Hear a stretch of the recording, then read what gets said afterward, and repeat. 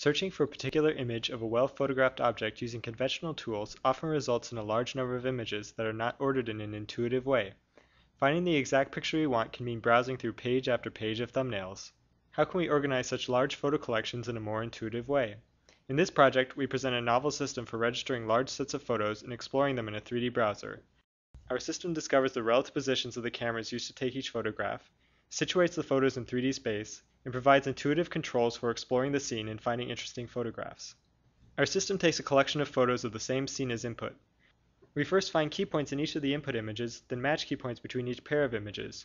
Next, we run an iterative bundle adjustment procedure to estimate the parameters of each camera and the positions of the observed 3D points. Once the photos have been registered, they can be browsed using our photo exploration interface. Our system provides standard controls for moving around a 3D scene. In addition, when the user selects a photograph, the virtual camera is smoothly brought into alignment with that photo. Information about the photograph appears in the information pane on the left. Our system provides several intuitive ways to select new photos. One is to select an object. The user can highlight a region of the current photo, and the system automatically finds a good photo of the selection, and smoothly moves the virtual camera to the new photo. During transitions, we use a simple plane-based morph to provide context as the camera moves.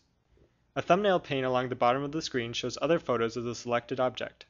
When the user moves the mouse over a thumbnail, that photo is displayed in the main view, projected onto a planar approximation to the selected object. Here, the user selects a thumbnail to see a different view of the statue.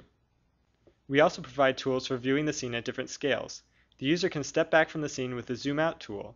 This finds photos that display a larger area of the scene. The Show Me Similar Images tool finds images of the scene with scale and orientation similar to that of the current photo. The Zoom In button finds details, showing the user what parts of the scene can be viewed at a higher resolution. Here the user selects a photo of the bas-relief in the upper left, and the browser zooms into the more detailed photo. Our second example uses a set of photos taken by one person over the course of 2 days. We registered the photographs and reconstructed line segments as well as points. We can align the reconstructed model with the satellite image to situate it in a georeferenced coordinate system. We render the scene using the reconstructed line segments.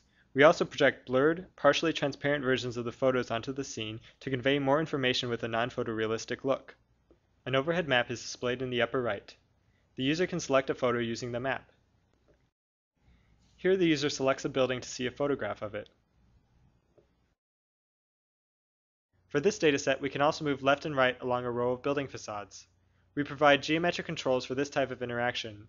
For each photograph, we pre-compute a left and right neighbor based on the projected motion of the points observed by the images. We also pre-compute a step-back image, so the user can quickly view more of the scene.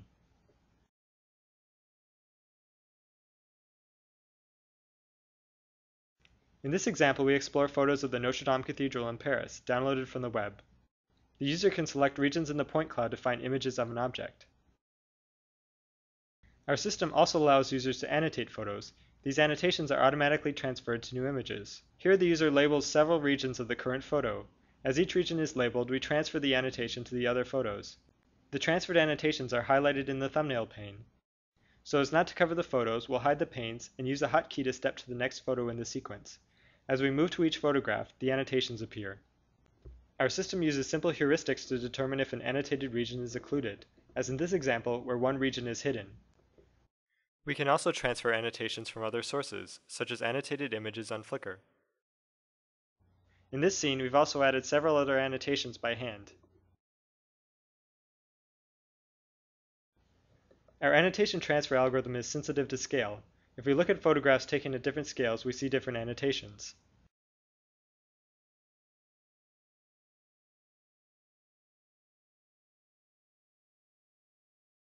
Next, we explore a set of photos of Half Dome in Yosemite National Park, gathered from the web. If the user finds a viewpoint they like, our system makes it easy to find images taken from a similar viewpoint. By selecting the Lock the Camera option, we can generate a slideshow where an object remains fixed in the view.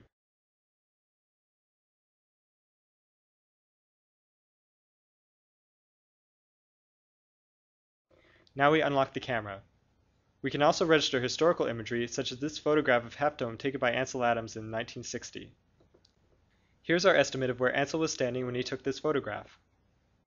Here we compare the photograph to a synthetic rendering from the same location. The white border has been manually added for clarity. Our final example is a scene created from about 80 photos of a walk along the Great Wall of China. We organized about 20 of the photos, seen here, into a slideshow. We have experimented with an alternative morphing technique that creates a mesh from the 3D point cloud, which is used as an imposter for the true scene geometry. This method often works well for nearby viewpoints, but creates artifacts in cases where the matching fails.